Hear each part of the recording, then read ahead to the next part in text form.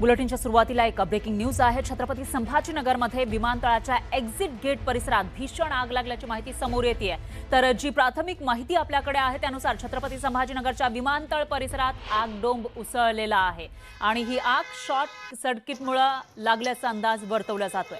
या घटनेची माहिती मिळताच अग्निशमन दलाची गाडी या ठिकाणी तात्काळ दाखल झाली आहे आणि आगीवर नियंत्रण मिळवण्यासाठी प्रयत्न सुरू आहेत। मात्र छत्रपती संभाजीनगरच्या विमानतळ परिसरामध्ये ही आग उसळल्याचं आपण बघू शकतो।